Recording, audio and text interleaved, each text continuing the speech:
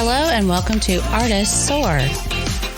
This is a podcast for artists by 3 artists. We discuss all aspects of being artists, the good, the bad, and the ugly.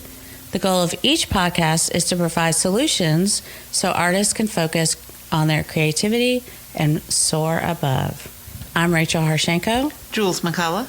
Stephanie Weaver. So hello, everyone. And today we have a really special guest with us today. Stephanie's going to be doing more of the introduction, but Nathan Hughes, and he's from the land down under. So you'll recognize his accent, probably as good as ours. But I'm going to let Stephanie give the formal introduction. All right. So we've got with us Nathan Hughes. Nathan, I had met, he had reached out to me because one of his writers on his website called Art Ignition, I guess follows my oil painting and really liked some of the products that I offer, and particularly the intro to oil painting online class. And so he became an affiliate, and you know how I kind of am, guys. I got to make sure people are real. And it turns out Nathan is real, and he is amazing. Like I said, he started a website and is the founder of Art Ignition. Art Ignition is a collaboration of artists to provide real, actionable advice based on firsthand real-world experience that would truly impact artists' creative endeavors in a concrete way. So as you can imagine, he fits in really well with what we have to offer because we are here to help artists. And not only that, but Nathan also has 10 years of experience building and ranking websites on Google. That's not something we see every day with artists.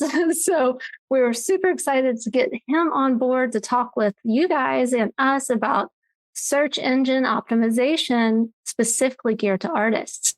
So how to do, Nathan? Is that up? Thank you. Okay.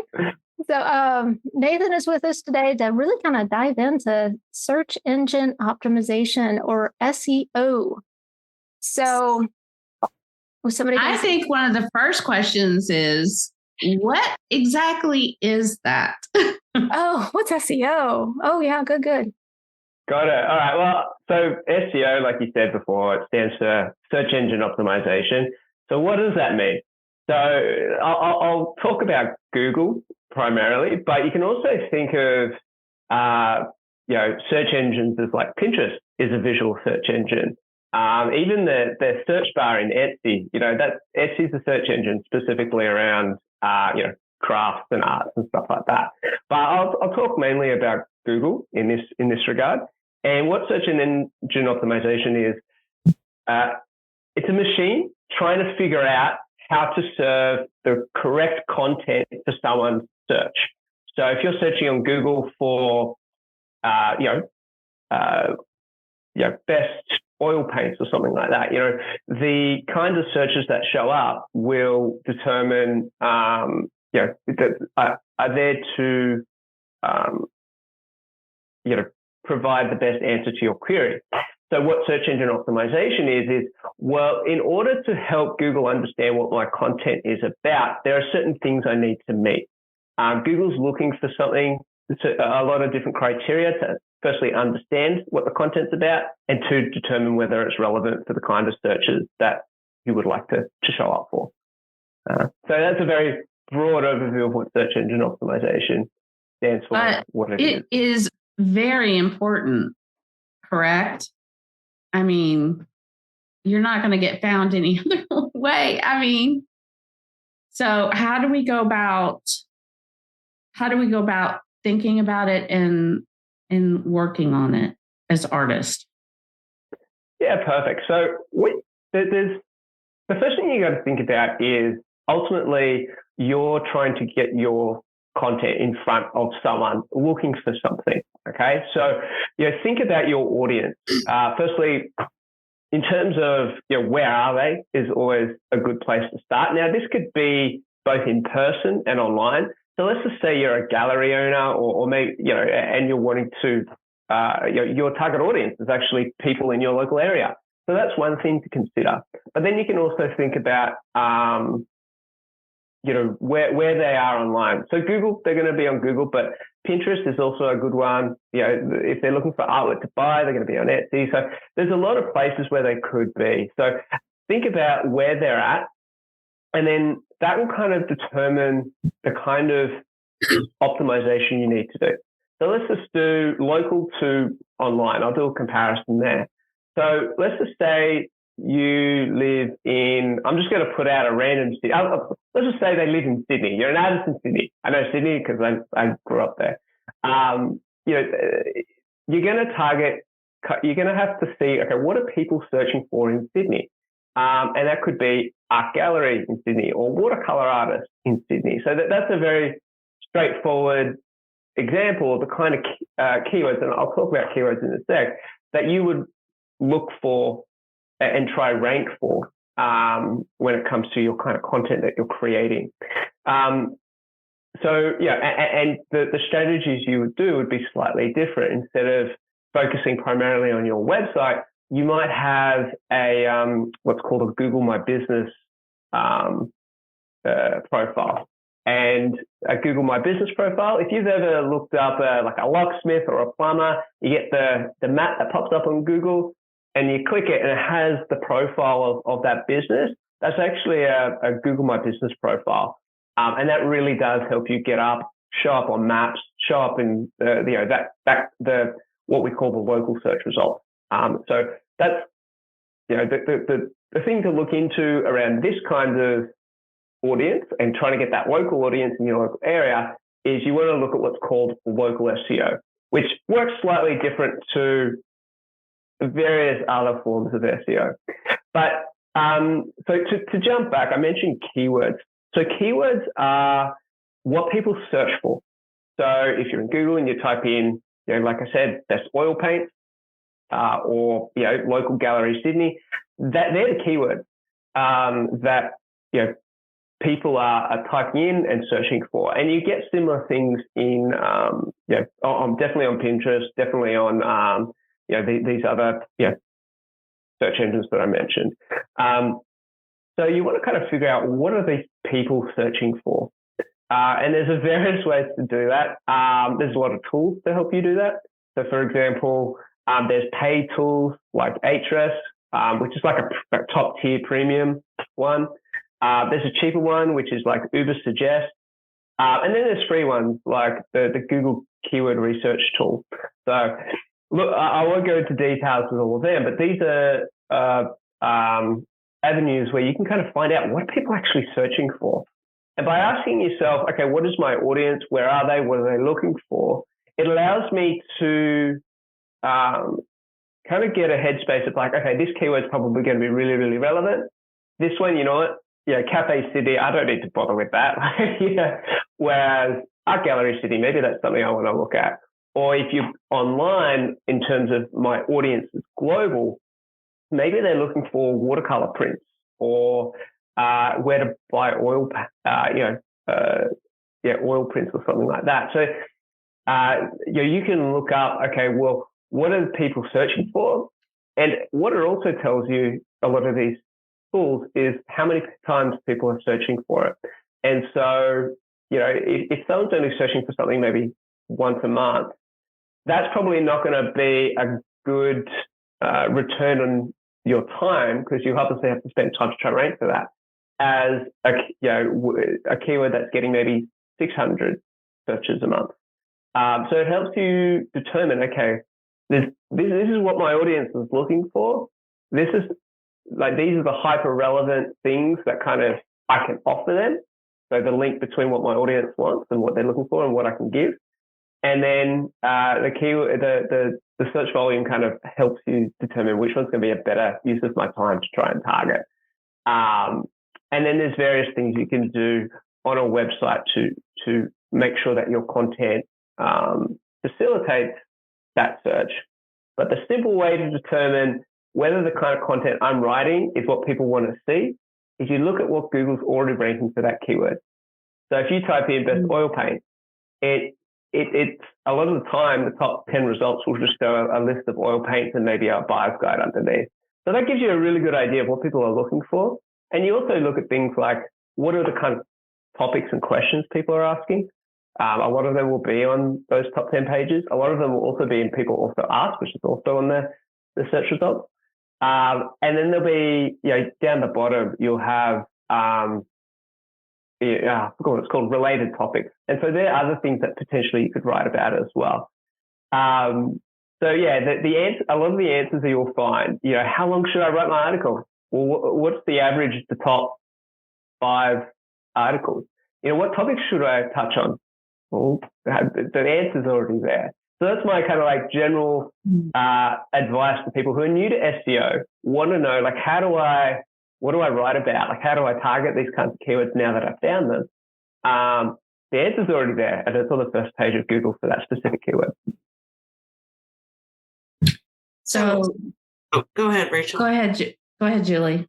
Okay, so I was going to just ask, and this may be diving too deep too quickly, but since we're talking to visual artists, obviously image, we're all image heavy.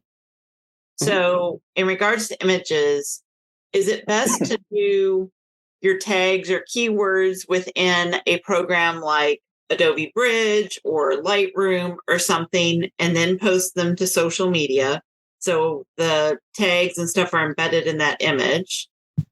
Or should you be doing that plus putting image tags when you put it on your website or something, and then also having text to support it as a blog post, let's say, on your website? Like, what's the best way to handle images? And then you've also got the alt text. Yes, the alt text and everything too. Yeah. Yeah, awesome. So there's a lot of different things there. So firstly, in regards to social media and the specifics around that, like, I wouldn't say that's my forte, but if I was in that situation, I would, make it easier for whatever that social media account is, understand what your content's about. So I would definitely, put the keyword in putting the keyword in the file name, for example, is a lot better than IMG number, right? So there's simple things that you can do that take 2 seconds and can actually have a huge return on investment there. But in terms of, including keywords and descriptive words, so related words as well, can also help. So what do I mean by that? I'll talk about Google, but this can also apply to other search engines, is to determine what a thing is about. They kind of look at supporting words. So what do I mean by that? The analogy or the example I like to use is the movie Cars by Pixar.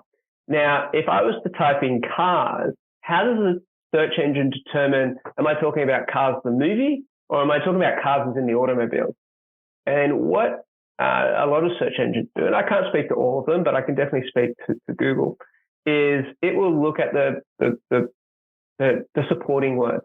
So, for example, with Pixar, you're going to have words like Pixar, with Buzz McQueen, animation, movie, that kind of word, right? So these are supporting words to help the search engine understand the context of what's being shown. And on the flip side, with supporting keywords for automobiles, you're going to have transition, tires, tire change, maybe different brands of cars, that kind of thing.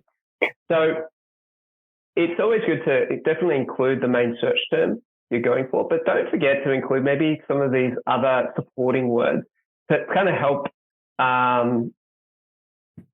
the search engine understand a little bit more the context of what it is you're showing. And in the image, what that can look like is, I would definitely include the main keyword in the file name and probably in what's called the alt text. And I'll touch back on that in a sec if people aren't familiar what that is. But, when you have a description, include these other words as well, just to support and help Google understand, or other searchers understand that this is a relevant piece of content for what people are searching for.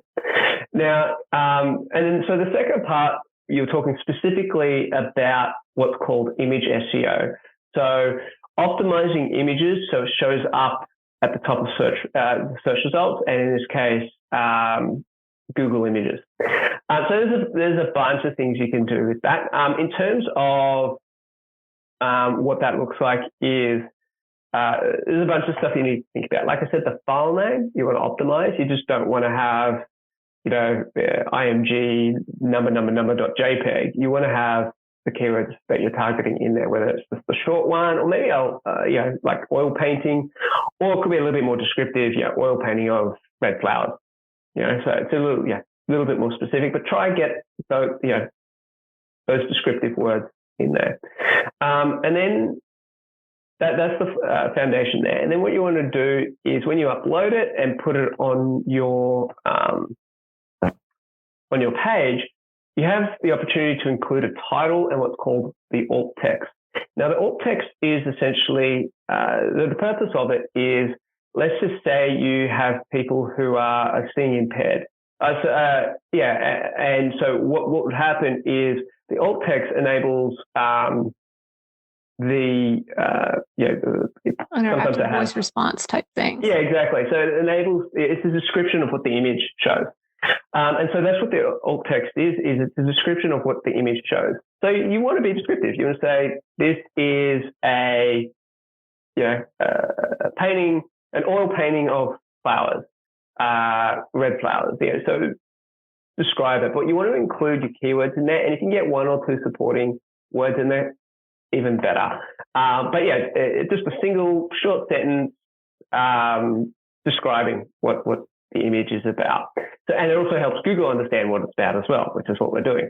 And then you also have the title, and the title you can just keep it very short, less than 50, 60 characters max, short. Again, describing what it's about, use the keyword in there as well. So they're kind of like fundamentals of all images that you upload. Definitely try to get all that details in there. And then in terms of the next step is, like you mentioned, include it in content and make sure it's quite relevant in the content. Let's just say you've written a blog post of your favorite oil paintings with flowers, okay? And that top image that you want to rank for oil paintings with flowers is like within, like right up the top underneath that heading. And then like the first, 2 sentences are about oil painting with flowers. And then you got that image. That's a big relevant signal to Google. It's like, well, the content's about oil painting with flowers. The heading is about oil painting with flowers. And then we've got this image that's also saying that we're oil painting with flowers. Great, boom. This is definitely relevant to the kind of stuff we want to show to our audience who are searching for oil paintings with flowers. So that's the next step there. And then to take it a step further is another factor that Google also looks at is, okay, you've hit all these solid points on your own website, but it also looks in the greater wide web to see whether this piece of content is actually worth sharing. If people are linking to that content or if it's being shown elsewhere, that's another signal to Google that this is actually a really good piece of content. Like it's a popular image, or it's people are willing to link to this piece of content because it's authoritative and has some good information. So that's worth sharing as well. So in terms of your image, once you've got it, let's just say you've got it on your website, or maybe you've done it on your Etsy profile or whatever that might be, syndicate it. And what do I mean by that? The syndication is putting it on other websites. So if you've got a Pinterest account, upload it to Pinterest and Pinterest allows you to link back to where it originally was. So, you've got 2 things happening there. One, you get Pinterest people finding your images, and then that goes back to your website. But also it's a second indicator that, okay, this is popular. Flickr, it's another one you can syndicate your images on. And there's a variety of other image platforms that you can put it on as well. And these are just those little extra, little more advanced things that you can do if you really want to get a particular image showing up in search results. That's what I do. So would Behance be like another search engine similar to Flickr, do you think? The Adobe program?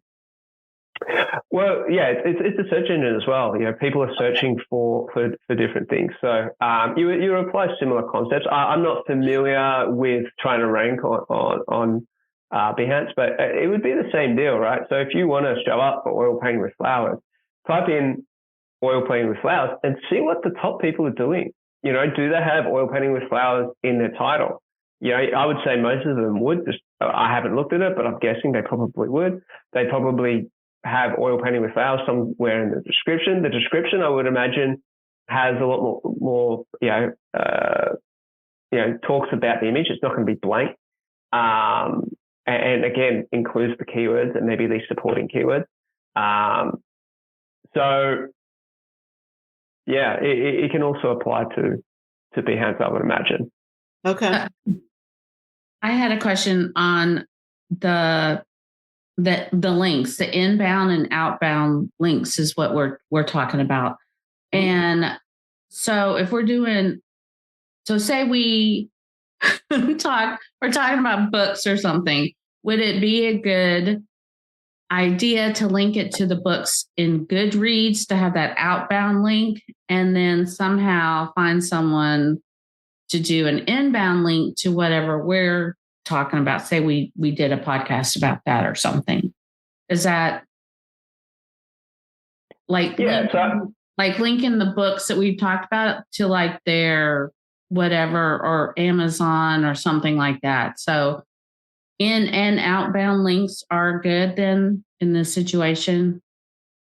Yeah, absolutely. So it depends on what you're looking to achieve. So if you're writing let's just say you're writing a blog post, which is purely to, the main point of it is I just want to share some really, really good information, provide value, and set yourself up as someone who knows a lot about this, and that there's benefits with developing trust and a good relationship with your audience.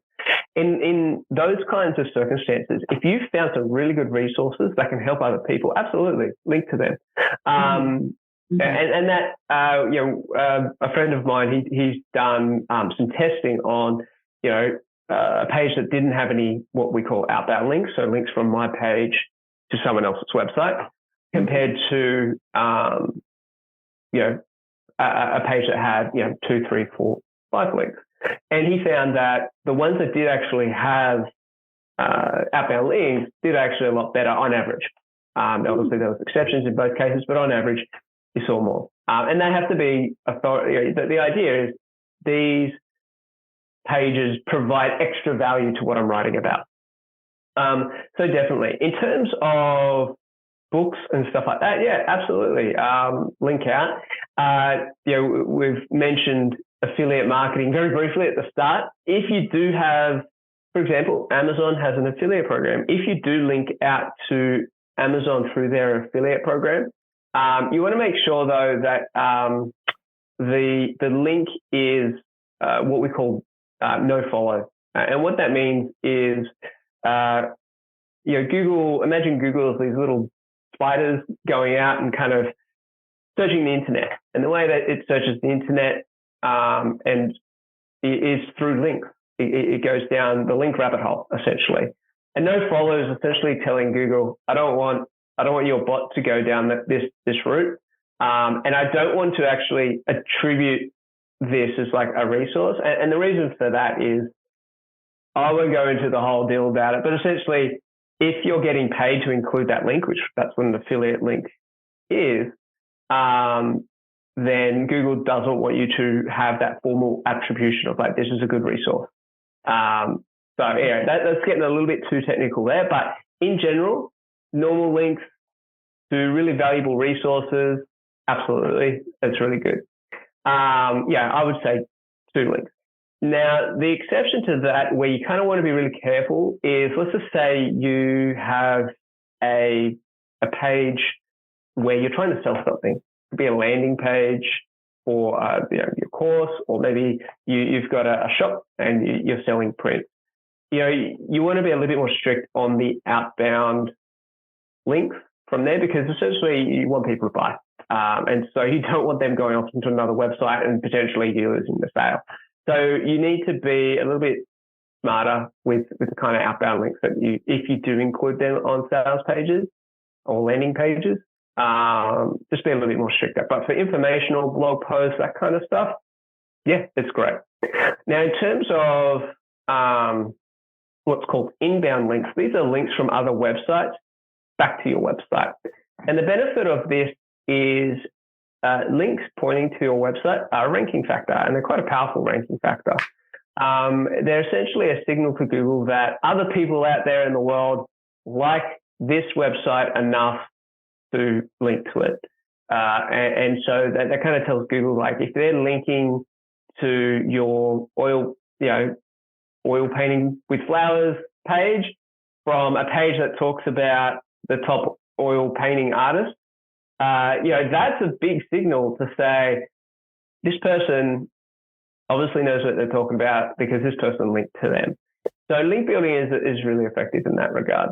And there's various ways you can go about getting links, and I can go into details with that, but yeah, I'll just leave it at that because that's a rabbit hole in itself. So do you, and I think I know that your answer to this question, but when you are downloading, because we've talked about the images, when you're downloading images to your website, do you want it to be a smaller image than what is normal? Like, what is downloadable? Or should they be smushed? Should they not be smushed? Should we resize them? That kind of question. Yeah, cool. Optimal image size. Yeah, optimal image size, I guess. Yeah. Perfect. Yeah. So this is actually something I failed to mention earlier when we talked about how to get an image ranking. The other thing as well is and this is in general with anyone's website, is you want to make sure that the experience for the user is good. And part of that is making sure things load quickly. I'm sure we've all been on a website where you're like, come on, like, hurry up. A lot of people after 3 seconds, if they don't see what they want to see, they'll go elsewhere. Yep. And Google considers that as well as a ranking factor. So what that means with images is you want to make sure that they're optimized and they load quickly. So what's some simple things you can do? Firstly, make sure the image is at the size that's actually shown. So, if let's just say you've taken an image of your artwork and it's a 3 megabyte image and it's, 2,000 pixels by 2,000 pixels, okay? But you're showing it at 500 by 500. You've got all this large image that's having to be uploaded when really you only need an image this big. So the first thing you should always do is, if you're putting your image online for the purposes of just showing it off, right? Different if you're sending it obviously to be printed or whatever. You want to make sure that it's at the size that's going to be shown. So on your website, that's going to depend on your design of the website. But then with Pinterest, Instagram, all those places, they actually have, you can go online if you type in like Facebook image sizes or something like that, or Instagram post sizes, that they'll have guidelines. And so you want to kind of optimize your image to be the size for either your website or wherever else that you're posting on. And I would, if you're posting it on a website that's not your own, I'm sure you can just type in, Behance image size guidelines, and there'll be some sort of resource there for you. But yeah, resize it.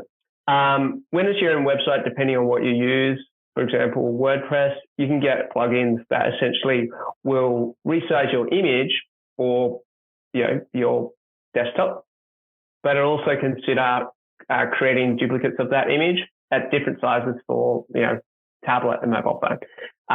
That's something for your readers to research into if they use WordPress. But a lot of tools like Behance and Pinterest and Instagram, they kind of automatically do that. But that's something to consider a little bit more advanced if you have your own website. But you want to at least make sure that the images you do upload are at the size that they would show at desktop and no larger. So that's the first thing. And so once you've got that, that 2,000 pixel by 2,000 pixel image down to the 500 by 500 that it's going to be showing on your website, The next step you can do is you can do what's called compression. And compression is essentially it's a way to reduce the actual file size. So let's just say that 2 megabyte, 2000 by 2000 pixel image, I've reduced it down to, I've reduced it down to 500 by 500, but it's still a megabyte. That's still a lot. So what you can do is, I'm sure you can do this. You can play around in Photoshop as well. So you can compress the image to essentially reduce the file size. And if you're doing it on Photoshop or whatever, yes, play around with it, because sometimes if you compress it too much, it looks super grainy and the actual image itself doesn't look that good. So it's about finding that nice balance between file size and obviously the image that's being shown. There are free tools where it's literally online, drag and drop. I'll put my image in here and it compresses it, and it's usually really good. Off the top of my head, there's one called tinypng.com, and you literally just drop your image in there, and it'll just compress it for you, and you can just download it. And I find that the quality of the images is really good. It remains good, but the file size can be reduced up to like 90%. So instead of like a megabyte image, I've had it compressed down to 100 kilobyte, which is super quick, like super small and super quick to upload. And by compressing those images, it just means that, they're going to, they're smaller file size. And so they'll load faster. So people get to see your beautiful artwork quicker. And Google also likes that because the user experience is better. Yeah, I know Canva, which I know all of us use. In Canva, you can click this little button. That when you download it, you click a little button that says compress my file, and it'll do that. And then you can also adjust the pixel size on a little slider bar. So I usually make things big, and then I'll take it down to whatever size. So I know the quality is going to be good, and then compress it. And now one of the things that we talked about before, like Jules, Rachel, and I, on I think it was in our Etsy bootcamp. When we upload an image, we try and do it at 72 dpi, which will decrease the file size and prevent people from trying to basically print our images and resell them, type of thing. And that also helps the pages load faster. Yeah. Because I know that's a big concern. Sorry, what did you say, Julie? No, I was just going to mention that the optimizer I'm using on my website is Imagify. And I know you can also use Imagify on their webpage to minimize images that are JPEG or PNG. And it seems to do a really good job as well. How do you spell that? Imagify, I think. IFY. Okay. Imagify. Okay. A quick note on JPEG versus PNG. I would recommend people to use PNG if you've got more flat colors and text. The compression is really good. Whereas if you were to use a JPEG on those kinds of images, you find that sharp line gets real blurred. And sometimes, depending on the compression, that background color could have like blobs of slightly darker or slightly lighter. So for more flat colored stuff with maybe harder edges, PNG is better. But I like JPEG for just, if you took a photo of all of us here, I'd probably just use a JPEG because, we don't have any text. There's no hard lines or anything like that I want to keep. That's a great note. Like I actually, that's a really good note. I've never heard that before. That was worth the price of admission. Yeah, I'm done. Bye, guys. Mic drop. Real quick, though, I was wondering if you could touch on like the paid SEO and organic SEO, because I know us three really do try to work hard at doing really good organic SEO, everything that we've been talking about. So can you touch kind of quickly, I'm putting that in quotations, the difference between paid and organic? Yeah, cool. In terms of, I'll use Google as an example again. So when you go into Google, let's just say you type in oil painting for flowers again. And the first couple of results, often you can see it, they say ad. So they add. And then underneath that, you would have, and so that's essentially what ad advertising is those things at the top. People are bidding to essentially get their results at the top of Google. Whereas underneath those ads is what we call the organic search results. So you have the paid search results, which people are paying to get up there, and they're right at the top. And then you have the organic. And the way they work is very different. Like I mentioned previously, we were talking about organic. You're talking about things that your website includes that indicate that this is a valuable resource to Google. Things like links pointing to those resources. These are all things considered when you're doing SEO. Whereas with paid ads, you are looking at okay, well, what's my audience searching, and what do I want to show up for? But you're paying to be there. And the way paid ads work is essentially you're bidding. You're bidding against other people saying, they're just like, I'll pay 2 cents to be at the top. And you're like, well, I'm going to pay 3, and it kind of, that's kind of what's happening in the background. There is a small amount of, the same aspect of what we consider with organic SEO. So Google does look at your landing page to determine, and your ad copy, the text that you put in your ad, to determine its relevance.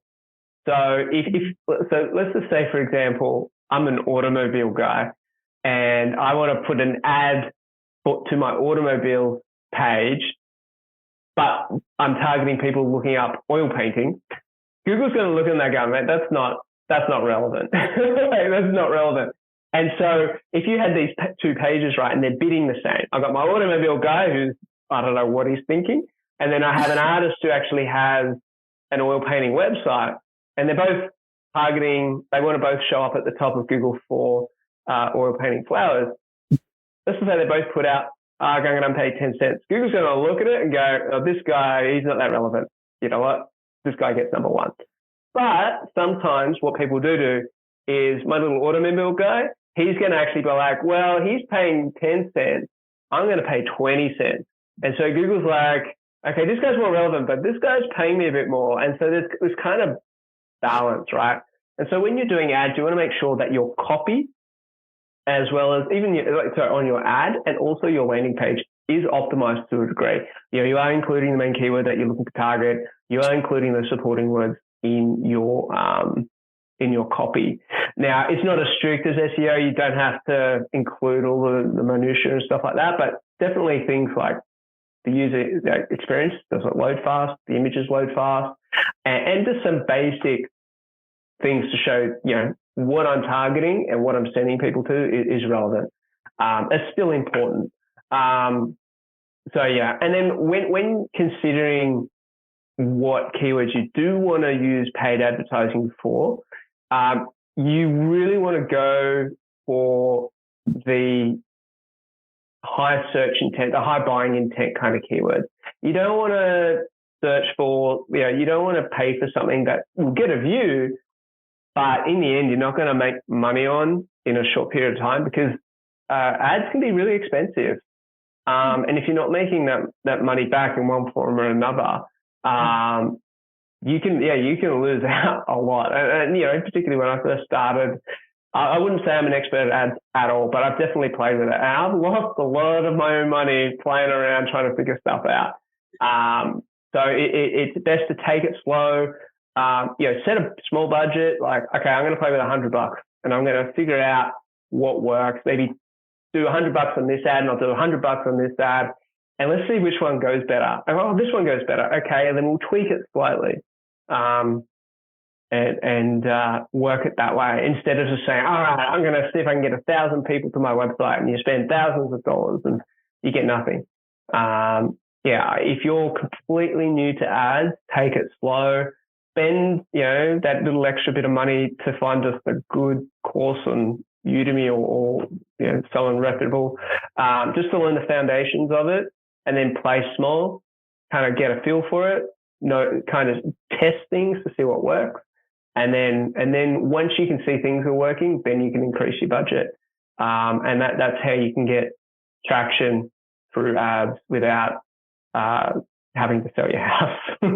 Yeah. So I had a question about redirects.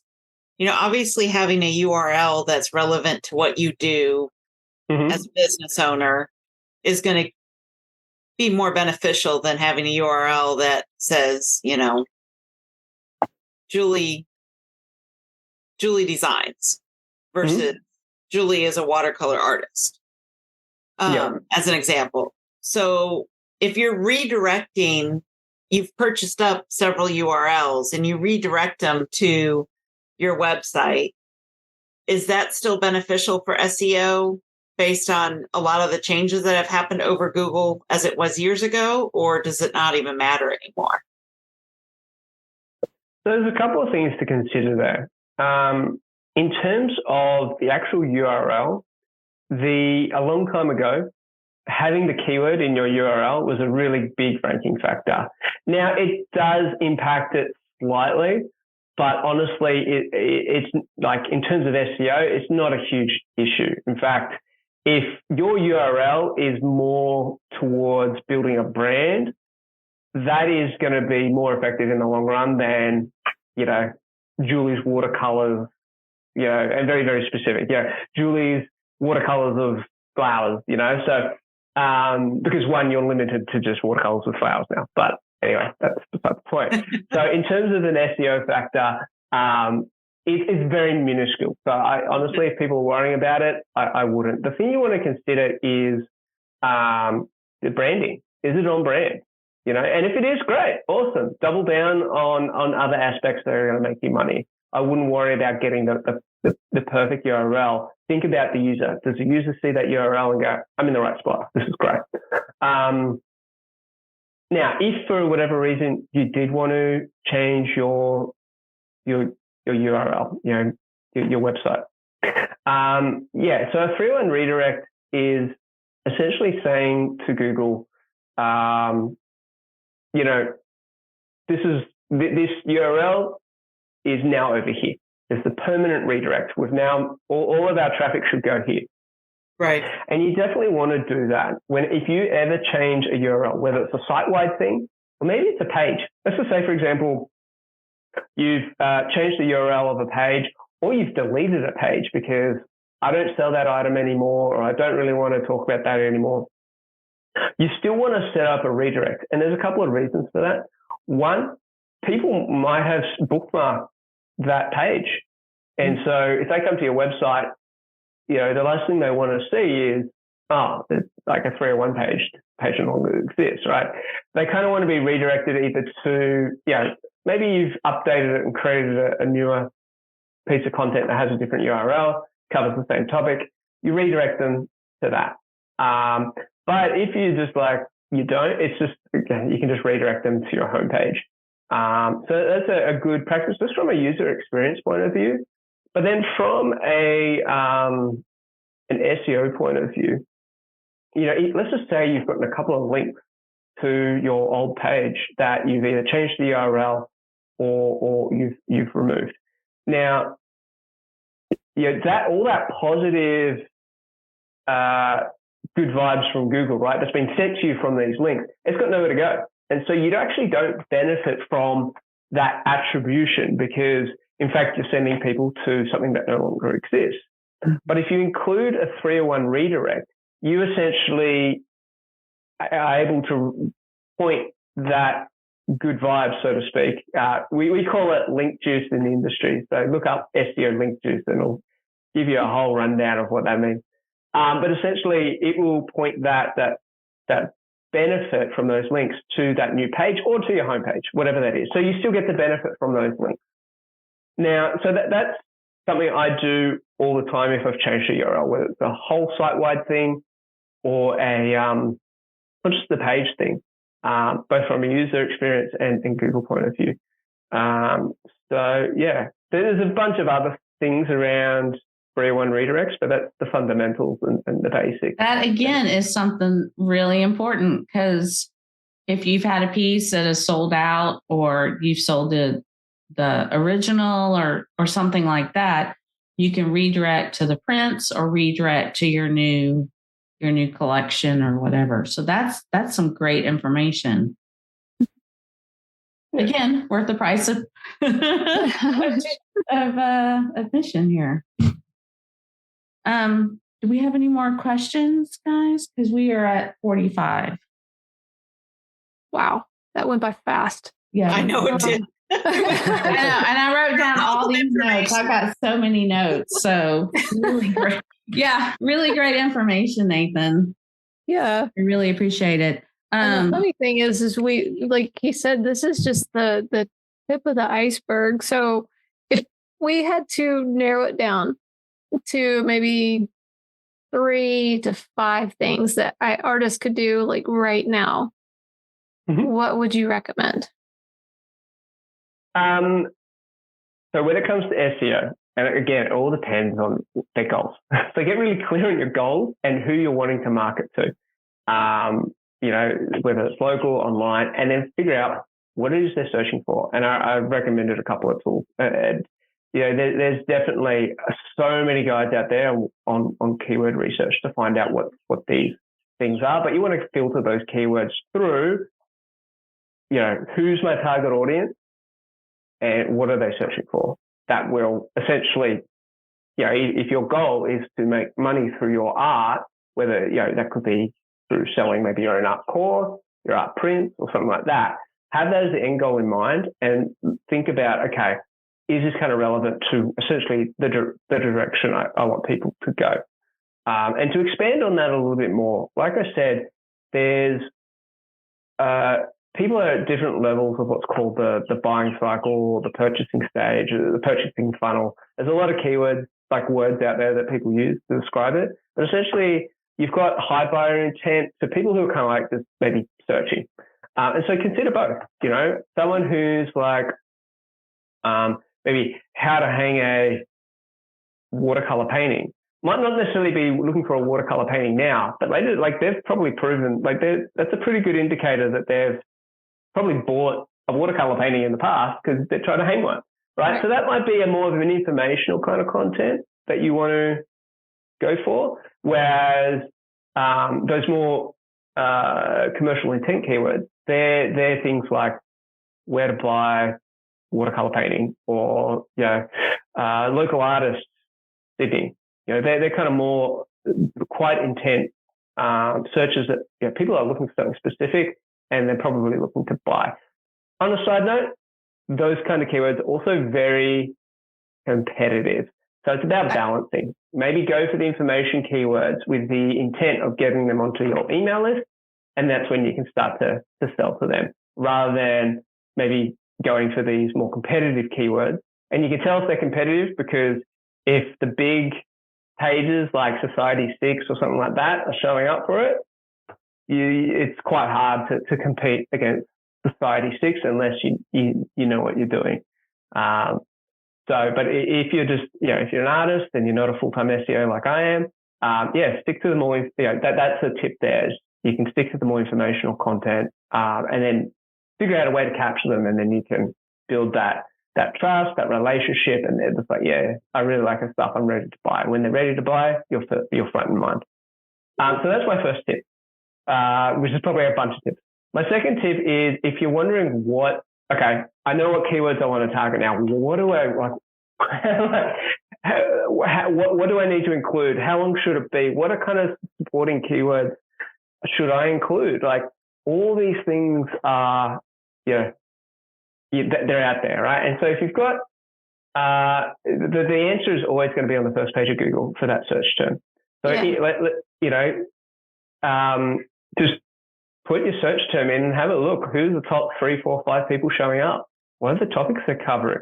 What's the average word count of each? Because that'll tell me how long I should probably write it. If people are searching for a how-to guide, that's going to be a lot longer than maybe someone looking for a definition or something like that. So it'll help you understand, people want a short answer, or actually people want a longer answer. So I should probably write 2, 3, 4,000 words on this, whatever that might be.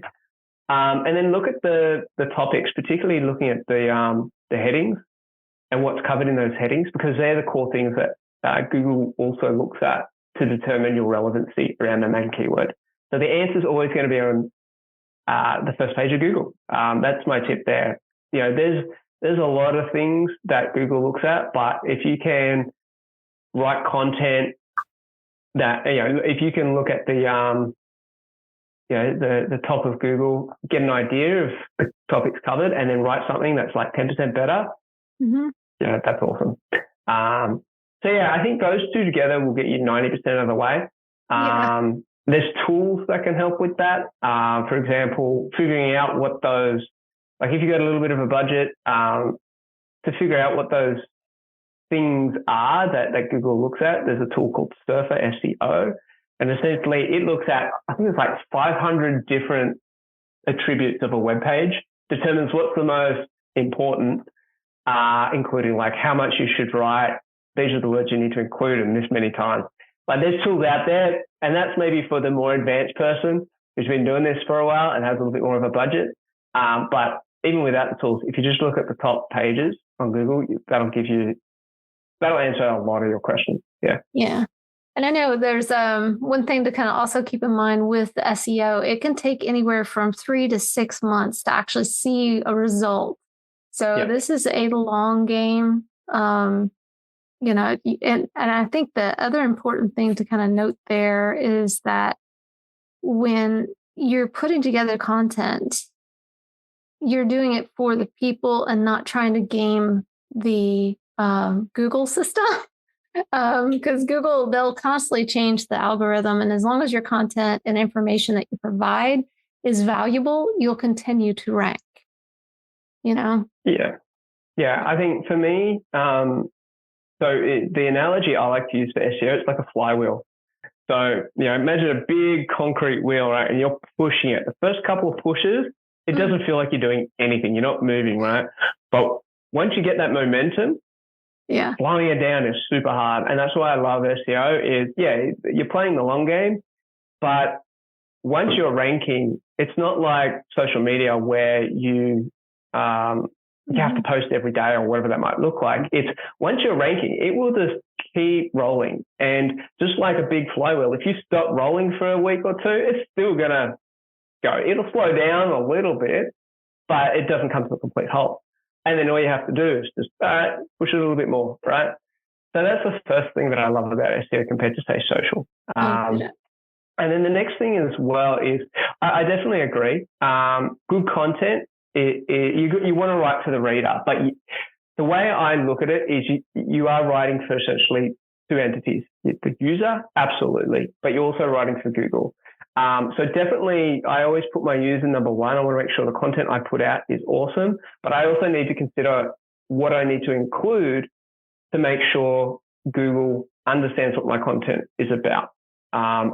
Because if you can write the most amazing content in the world, but if you don't make sure that there's at least some optimization there, no one's going to see it. It's not going to show up because Google doesn't understand what it's about.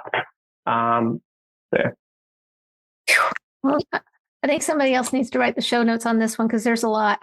So I was going to say, I'll just give you my notes, Stephanie. But I first and foremost wanted to thank you for all the great information, Nathan. Like a lot of notes. I mean, I've got 4 pages of notes here. So this is amazing. We'll probably have to have you back because I feel like we have just scratched the surface, but you definitely need to go to Nathan's website at artignition.com. Ignition. Let me try that again. artignition.com. artignition.com. And we will have that in our show notes. And also follow him on Pinterest. He's on Pinterest, of course. Love Pinterest. Yes. So definitely go follow him and send him all the questions because he knows everything. I don't know if we will be able to answer any questions. We'll just go see our show notes. But really great information. Really great. Thanks for having me, guys. It's been a lot of fun. Yeah, thanks for joining us, Nathan. We really appreciate it. Like Rachel said, we'll have to have you back because I know after we implement some of this stuff, there's a way to even dive even deeper into SEO to go beyond what is just like image optimization and what it all means and how to look at our competitors because, we're not supposed to say we have competitors, but we do. And then how to look at it. Right. So I mean, you just it's a computer game, and the SERPs is the scorecard, like the scoreboard.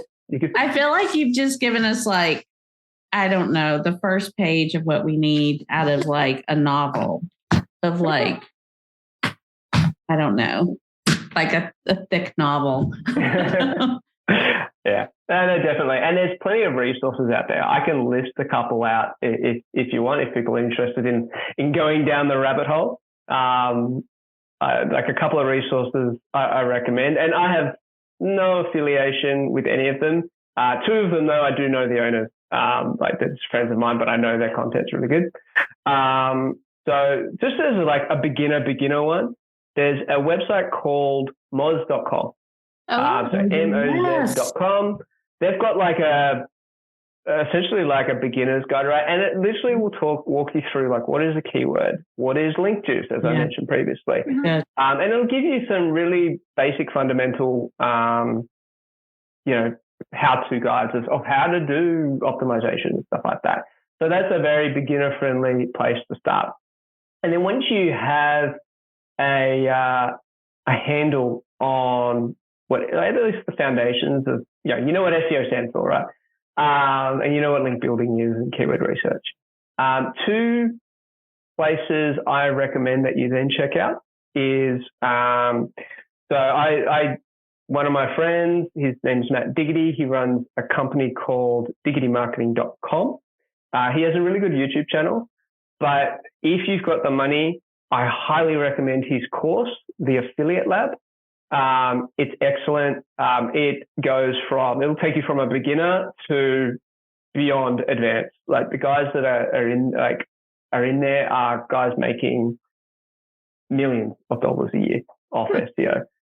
It's a very, very high level, but it will take you from a beginner to that high level. And the community is amazing. I really love that community.